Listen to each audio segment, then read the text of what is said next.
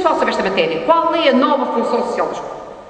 É, no entanto, muito pouco usual avaliar este complexo processo de socialização secundária sem minimizar, neutralizar ou desvalorizar o primeiro patamar da socialização que ocorre na família e no território afetivo circundante à família.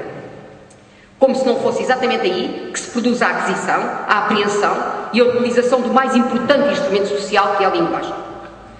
Quando a escola intervém em crianças com 3, 4, 5 ou 6 anos, já a família, à qual a criança se entrega por afeto e emoção, é a referência social e fundacional. Enquanto a escola subordina, como todos nós sabemos, quer no nosso tempo, quer atualmente, o reconhecimento social em função do conhecimento adquirido e em inúmeros casos determina, até de certa forma, os futuros papéis sociais, determinava e determina ainda hoje, as relações afetivas minimizam-se e emergem em relações racionais. O território em construção está então perigosamente armadilhado.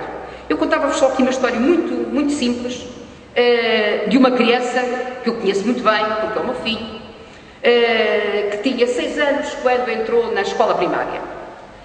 Entrou na escola primária, imaginem crianças de 6 anos sentados todos naquelas carteiras de direitos em silêncio, talvez ainda ninguém lhes tivesse dito que eles não deviam falar uns com os outros, que não deviam olhar para o lado, que deveriam olhar para o professor, que deveriam estar atentos, que deveriam estar silenciosos, e eles só têm 6 anos, e a professora falou-lhes do meio ambiente, falou-lhes do céu, da lua, e naturalmente até dos planetas e dos cometas, que é uma matéria que eles dominam bem aos 6 anos.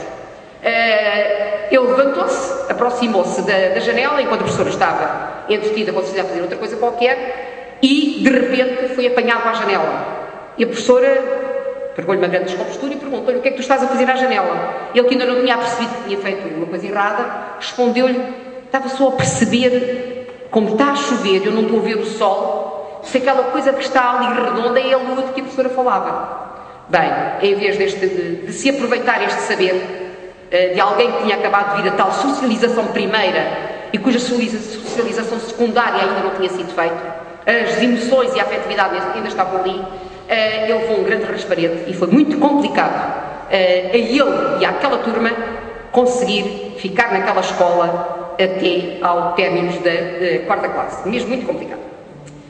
E este território perigosamente armadilhado é o território onde o professor educa, ensina e forma. Eu acho que esta é a primeira questão. Quem é este ator e qual deverá ser o seu papel no seio da escola? Em primeiro lugar, considero eu que ele deve ser um mediador de aprendizagens. Em primeiro lugar mesmo. Mais importante que transferir e entregar conhecimentos. Cabalmente capacidade para trabalhar com relações interpessoais, pedagógicas e institucionais. Porque mais importante que a transferência, mais ou menos a crítica do conhecimento, é a sua produção e a consciência da sua instabilidade, e acho que cada vez mais nos dias atuais. Porque mais importante que formar e educar crianças e jovens robotizados ou possessivamente competitivos é transformá-los em protagonistas da construção do saber, em passeadores autónomos, em investigadores de si, dos outros e da vida. Eu sei que isto é uma afirmação contra a corrente, porque hoje a eficiência, a eficácia, os rankings, as competências, é isso que é importante, e a competitividade. Isto é o que eu ouço todos os dias, e isto que eu acabei de dizer é aquilo que eu não ouço dia nenhum. Mas eu, como vos disse, que escrevi estas reflexões um pouco de acordo com aquilo que eu vejo e sinto diariamente, e tenho muito contato com gente muito jovem. Estive outro dia numa conferência também deste tipo, com jovens profissionais. Portanto, farmacêuticos, médicos, professores, mas todos muito jovens, entre os 20 e tal e os 30 e poucos anos. E eu ouvi histórias de competitividade e de jovens profissionais robôs perfeitamente assustadores. Os jovens que se lamentam e que estão assustados com aquilo que acontece no hospital, na farmácia, na escola, por causa da competitividade, por causa da avaliação, notas, instrumentos que se roubam aos colegas para que o colega não veja aquilo que eu fiz ou que alguém fez. E, portanto, é um ambiente. Eu digo-lhes que estive uma tarde nesta conferência e fiquei doente para 8 dias, não estou em condições de responder a um convite afirmativamente, deste género nos próximos tempos, enquanto me lembrar das histórias horríveis que ouvi contar a propósito destas questões da competitividade, dos rankings e das avaliações. Só assim, na minha opinião, se transforma qualitativamente o futuro e se preparam os seus atores para a intervenção exigente, crítica e humanizada nos destinos da sociedade. Educar é, na minha opinião, provocar a inteligência, é a arte do desafio, da ousadia e da criatividade. Educar emancipa e forma mentes livres e não controladas. Este deveria ser o primeiro e o mais importante modelo educativo da escola numa sociedade que constitucionalmente se afirma democrática. Depois, naturalmente, levanta-se a questão do que é que nós vamos, quais são os saberes que vamos ensinar, que organização curricular criar.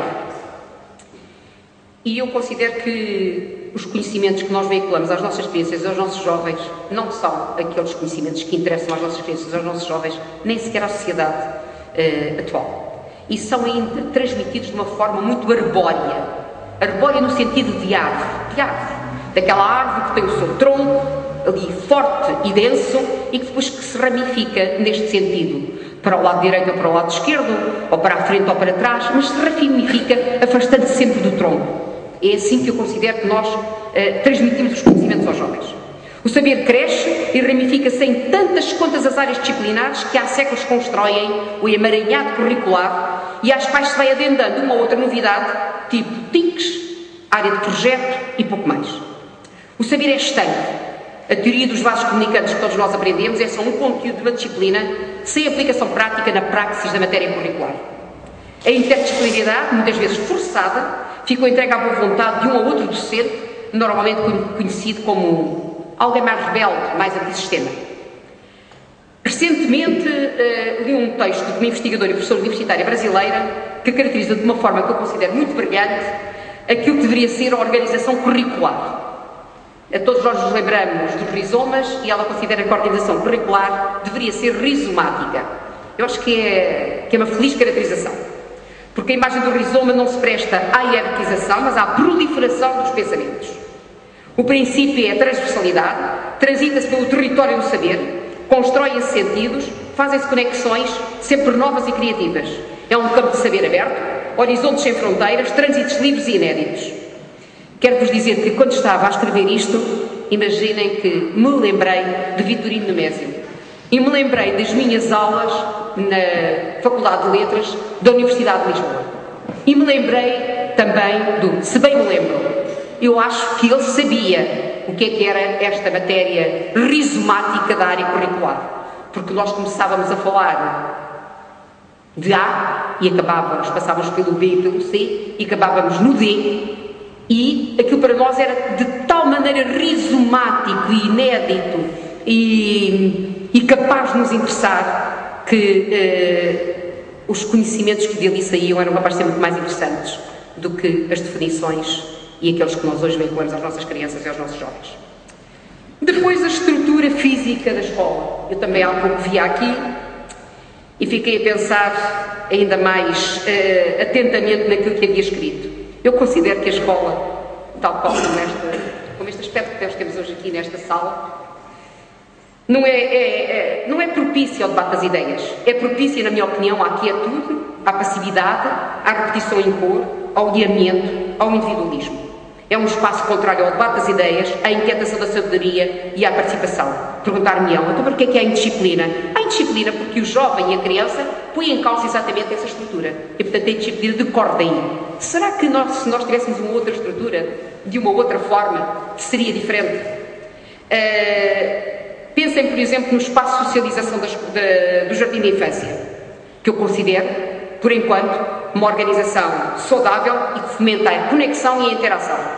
Os nossos meninos pequeninos, de 3, 4, 5 anos, estão sentados em sala, normalmente ou em U ou numa mesa redonda. Não estão assim como nós estamos hoje aqui, uns atrás dos outros.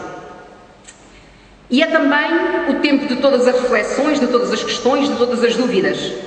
Os meninos não se calam no jardim de infância, fazem todos muito barulho ao mesmo tempo, perguntam tudo ao mesmo tempo, não têm medo de perguntar, não têm medo de errar, não têm medo das respostas, das perguntas que incomodam. O que é estranho é que à medida que eles vão sabendo mais, se calam, se silenciam, não perguntam. E nós, professores, até costumamos dizer, hoje ninguém perguntou nada, significa que ninguém entendeu nada. porque ter dúvidas é um bom sintoma. Todos nós já dissemos isto como docentes. Só tenho dúvidas.